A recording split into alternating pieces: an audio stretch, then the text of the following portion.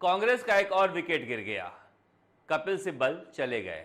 खैर ये तो रोज का काम है, अब वह उत्तर प्रदेश से राज्यसभा में जाएंगे।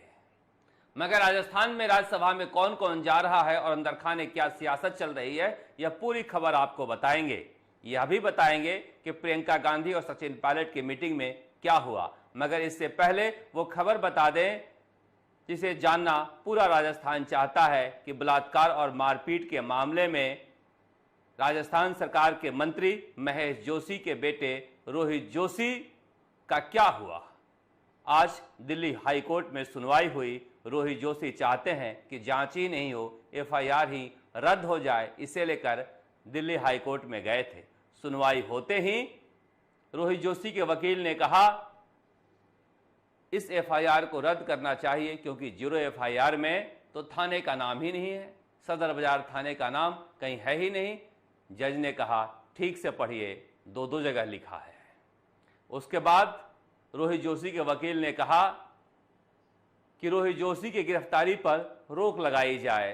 कोर्ट ने कहा पीड़िता हर जगह इंसाफ के लिए घूम रही है, जो आरोपी है वो है कहां, कम से कम जांच में सहयोग तो करे।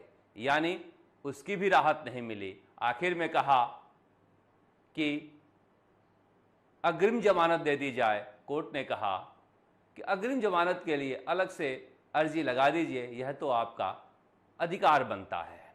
और अब मामले की अगली सुनवाई 26 जुलाई की होगी, यानी तब तक दिल्ली पुलिस रोहित जोशी को गिरफ्तार कर सकती है। रोहित जोशी को इस मामले में कोर्ट से कोई मदद नहीं मिली है। अब देखना यह है कि दिल्ली पुलिस कितनी जल्दी रोहित जोशी को गिरफ्तार करती है।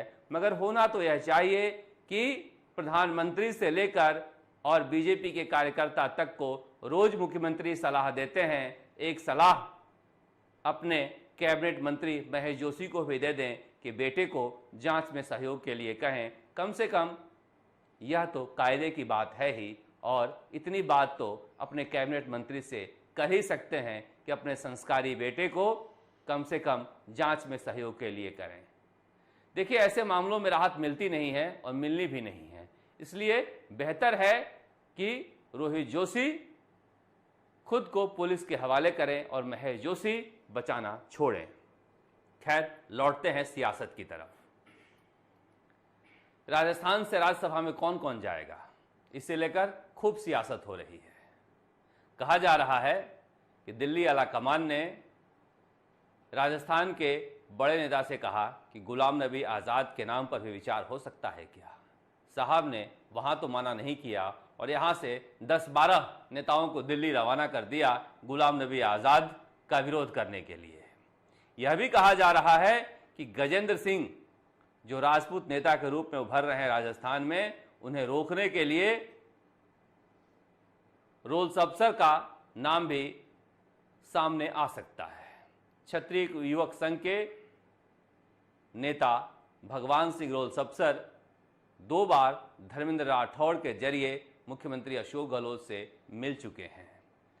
इसे लेकर भी कयास लगाए जा रहे हैं कि हो सकता है उन्हें राज्यसभा में भेजकर राजपूतों पर डोरा डाला जाए। वैसे भी इस बार विधानसभा चुनाव में जो गणित मुख्यमंत्री अशोक गहलोत बनाना चाह रहे हैं, उसमें राजपूत, ब्राह्मण, मीणा यानी आदिवासी और अल्पसंख्यक उनके निशाने पर हैं, बाकी ओबीसी जातियां तो हैं ही। यह भी कहा जा रहा है कि अगर मुस्लिम चेहरे के रूप में गुलाम नबी आज़ाद नहीं जाते हैं तो हो सकता है कि नदीम जावेद का नाम आए।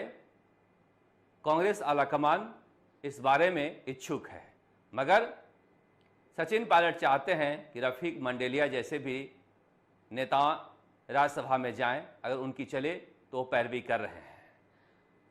जितेंद्र सिंह हैं, भंवर जितेंद्र सिंह, जो पॉलिटिकल कमेटी में रखे गए हैं कांग्रेस के, वो राहुल गांधी के करीबी हैं और वो भी कोशिश कर रहे हैं कि राज्यसभा में जाएं। उनके साथी दुर्रू मियां भी कोशिश कर रहे हैं कि मुस्लिम कोटे के तहत राज्यसभा में जाएं।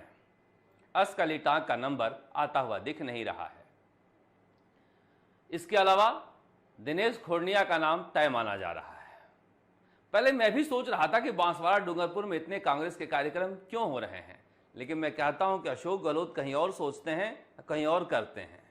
इसलिए कर रहे थे कि कांग्रेस आलाकमान को दिखाया जाए, बताया जाए कि पाटीदार सम्मेलन से लेकर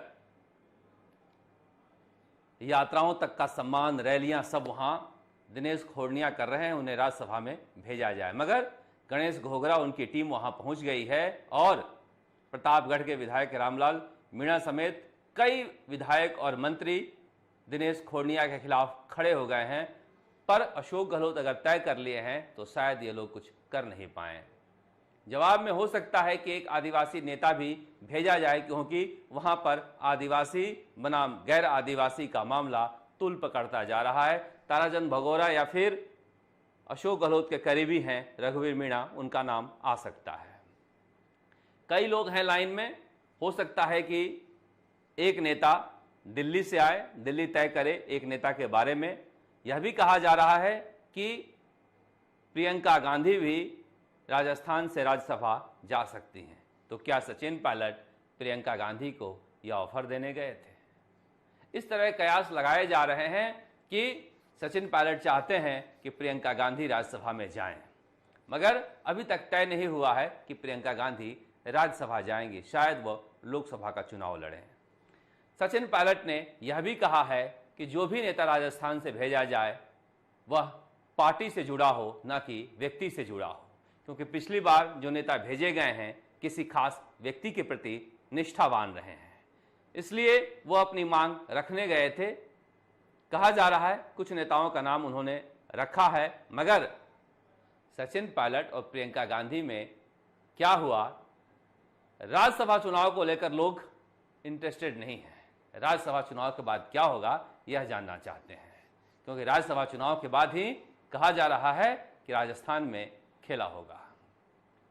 बीजेपी में उधर कहा जा रहा है कि दूसरी सीट बीजेपी लड़ेगी, मगर किसी पैसे वाले को लेकर आएंगे ताकि 11 वोट वो इंतजाम कर सके, पैसे से खरीद सके। ओंकार सिंह लखावत को पिछली बार लड़ाया गया था, वैसे कैंडिडेट नहीं आएंगे जिनके पास पैसे नहीं हो। तो हो सकता है कोई निर्दलीय लड़े जिसे बीजेपी सपोर्ट करे और पैसा फेंक कर खेल किया जाए। मगर एक सीट कहा जा रहा है कि हो सकता है कि केंद्र से आए। पीयूष गोयल का नाम सबसे ऊपर चल रहा है, दूसरे नेता भी हो सकते हैं। कांग्रेस में एक दिल्ली से आएगा और 2 यहां से रहेगा। इस तरह से कुल 4 सीटों का समीकरण रहेगा। मगर इस बीच मुख्यमंत्री अशोक गहलोत के सलाहकार संयम लोढ़ा ने सलाह दे दिया है। अब उनकी सलाह अशोक गहलोत मानते हैं नहीं मानते हैं पता नहीं, क्योंकि अब तो कागजात भी निकल गए हैं विधिवत सलाहकार के रूप में उनके काम करने का। उन्होंने सलाह दिया है कि राहुल गांधी को पप्पू कहने वाले कुमार विश्वास को राज्यसभा में भेजा जाए और कन्हैया कुमार को भेजा जाए। वैसे प्रताप सिंह खाचरियावास भी इस मामले में कूद पड़े हैं और उन्होंने कहा है कि बार बार हारने वाले नेताओं को राज्यसभा नहीं भेजा जाए। जो 2-2 चुनाव हार चुके हैं उन्हें राज्यसभा नहीं भेजा जाए। यानी कांग्रेस में फ्री फॉर ऑल है, जिसको जो मन चाहे अपना सलाह दिए जा रहे हैं।